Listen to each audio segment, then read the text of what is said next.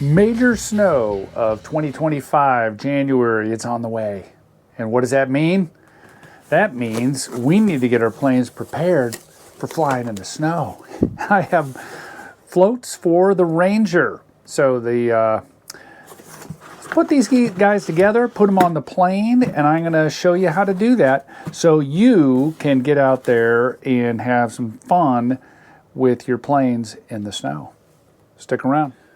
All right, what's in the package? Obviously, we've got our two floats. You've got a left float and a right float. I typically put the rudder on the left side. I don't know if that's the right way to do it or not, but that's what I've always done, and I think there's a little ridge right here. And what that little ridge does on this is when you're in the water, and it prevents the water from splashing up and getting all on the underside of the plane. I think that's what that's for, to protect that a little bit. So anyway, left side, right side. We've got these two bars right here, which are pretty simple. And then there's some additional pieces, right? So you've got your front and back, and then you have these two additional rods. I'm gonna take some cutters, cut those off, those zip ties off. Bing. So we got that, and these two. And they have flat spots on them because we're going to use some grub screws to put this whole thing together. But this just gives it some additional structure. Pretty well made. Look at that. They even kind of round that corner off there. Any burrs or anything? Gone. Pretty decent manufacturing. Here, got a couple things. One, and this is something that you're going to have to set up on your plane. You're going to have to get in there. This is for the rudder, and it's a Y cable. So this is going to go to your normal connection out of your receiver into this. And then this one is the one that's going to go to your, if you have a reflex and you're using a reflex, that's where that would go. But you're going to need that because obviously this, tying this in with your rudder controls is going to be a big deal. So you're going to need that. And then here we have some screws, grub screws, and these little clips, which are going to allow you to hook this onto your plane. You'll see. And some zip ties, because this little wire here is pretty long, and I usually zip tie that thing up on the side. I'll show you how that all goes together. Okay, here's what we're going to start with. First we've got all the screws and everything ready to go here. Okay, going to need yourself a 1.5 mil hex driver. I've got a little thread lock, blue. And on here, we've got small hole and big hole. These are the same size. I'm going to put these in, and when you put that in, you can see, you can't see on the camera, I know, but you can see when you get that flat spot. If you turn it back and forth, rotate it, you'll see this, it shines. It's, especially if you got lights like I do all over the place in my shop for filming, but it really helps you. So, gonna find that flat spot. Also, if you poke right through, it's not, well, you could do a couple things. One is you see there's the flat spot, push this in until it's flush, and lo and behold, there's your flat spot. So a couple things you can do there. Hex driver should stay on there pretty easily. Don't get carried away with the thread lock. You don't want it to get on the plastic because it will eat plastic. So just be cautious of that. And I think I let that go in too far. There we go. Okay, got that one tightened up. Same thing on this side. I'm going to preload my grub screw. Take a look, there's the threads, or there's the flat spot.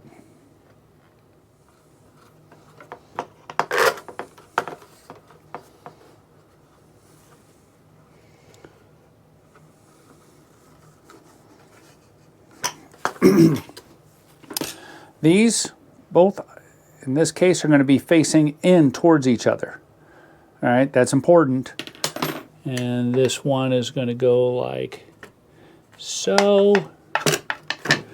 This one is going to go in like so. And they bend a little bit, so you'll be able to get those in just right. And you want to make sure, obviously, that you're putting this on the flats. So preload, what I mean by that is get your system all set up and ready to roll. So as soon as you get it hit that flat spot, see that flat spot in there, drive this down. And you'll know you're pretty good because I'll show you this tab. This tab should be straight up like that.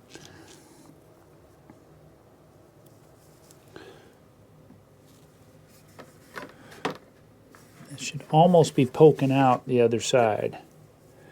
Almost.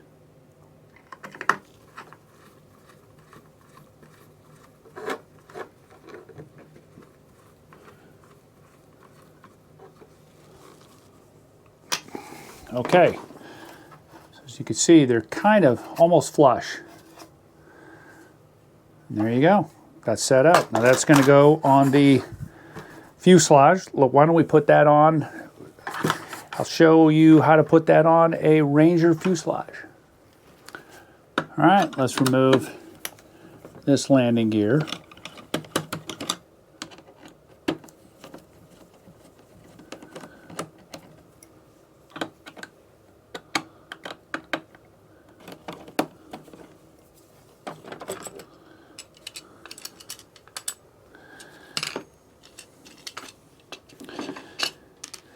All right, so this is going to go there, and this one is going to come back to here, and everything slides in place. And it's pretty self-explanatory, right? I mean, now we just put it all back together. Put this over that, and these clips, and they only go one way. You'll see that they're kind of have a taper to them. This goes on the inside part of it, okay, like so, and it'll clamp those into place. Let me put those on real quick. I'll show you. For this, you need a 2mm drive, as you probably guessed, and I do not Loctite these, because these you're putting on and off all the time. Now, I remove, in snow, probably still will, I'll probably remove the front nose wheel, just to me, because it looks a lot cooler when you don't have that nose gear.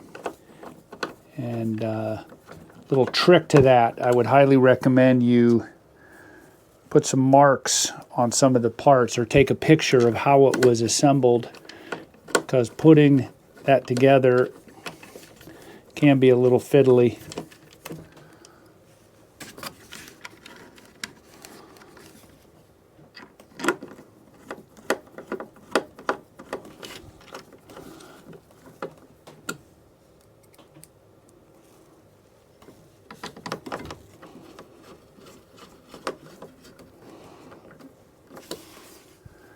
All right, since I'm not using the water rudder, because we're going to be in snow, what I typically do is remove this, and it has flat spots. I'm going to flip it upside down.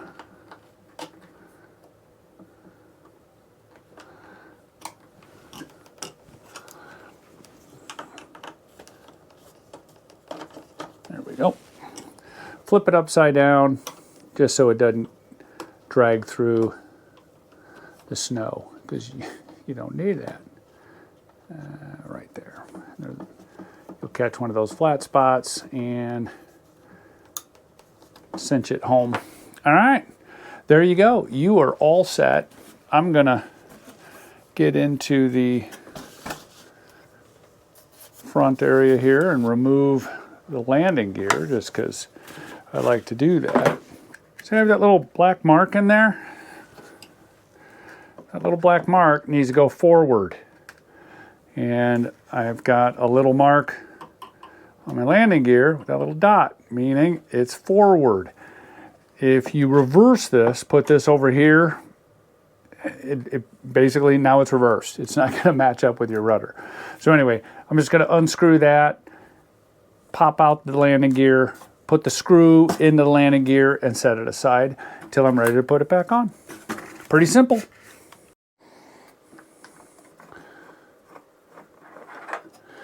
That popped off. I'm going to grab the screw. Put that in there just a little bit. Set it aside. And we're done. She's ready for snow. If you wanted to, you could route this with those zip ties that come with it and route this up there. I kind of wind it around and get it up to there. I'll probably do that just to get it out of the way. All right, we're all done. Got the landing, the wire lead all wrapped, looking pretty.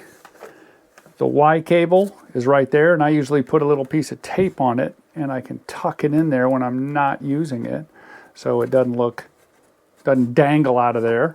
There's a special little hole for it. So we're all set. We're ready to go. If you want to get yourself a set of these floats, there's a link in the description below. Also, my discount codes. I think you can get a couple bucks off of this thing, at least, you know, a little bit to help you out. You should have ordered these floats when you bought the plane, but if you didn't, there's a link. Enjoy. Have a great day. Bye.